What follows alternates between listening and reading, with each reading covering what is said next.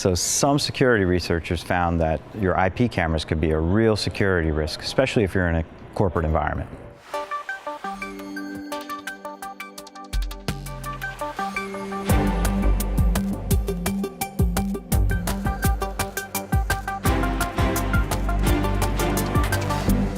So, Manish, you got an article about IoT devices and it infiltrating the network? Yeah, I recently read this article on Wired, and I found it really interesting because it kind of demonstrates how vulnerable these IoT devices are, especially in a corporate network. So basically, an IoT security firm called Senrio, they demonstrated the ability to pivot from a vulnerable IP camera to the router, exploited a vulnerability in the router, and from there they were able to access a NAS. Using one vulnerability on one device, another one on another, they could finally get at that NAS and then pipe information out of the network. So are these all vulnerabilities that like Senrio developed, or are they just showing the fact that you can chain a vulnerability in one device to gain access to a second with a vulnerability, to gain access to a third, and then? Both. So they discovered a couple of vulnerabilities. And they discovered a vulnerability in the specific router that they targeted, and they also discovered a vulnerability in the IP camera. From the IP camera, they had access to the router. So then they found a vulnerability in the router, and I think it was a TP-link model. So and then I think in the end they used a rainbow table to crack the credentials from the router. All right. So then they had full control of the router after that.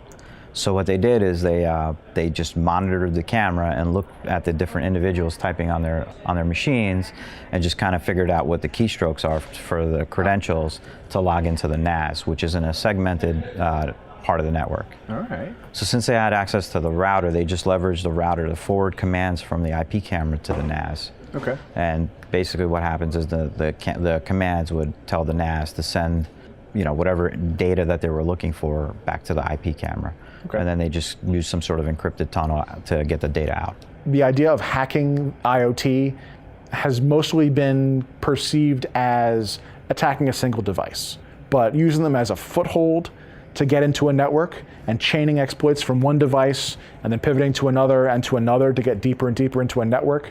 I don't see that many examples of that being talked about in the media, so it's helpful to have that to show that it is possible.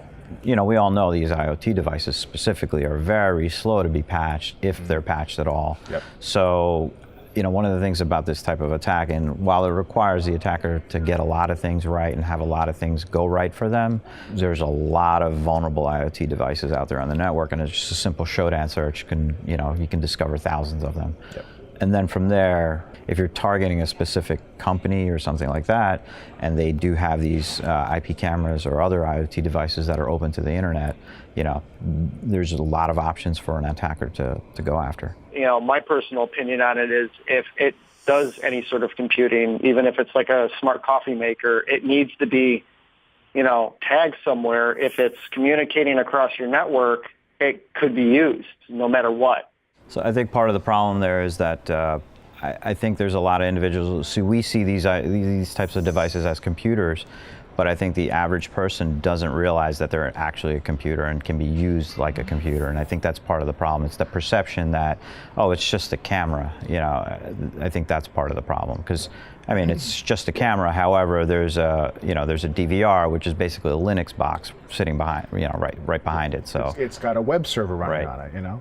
It's got Telnet open. I think that's where the disconnect is for most people.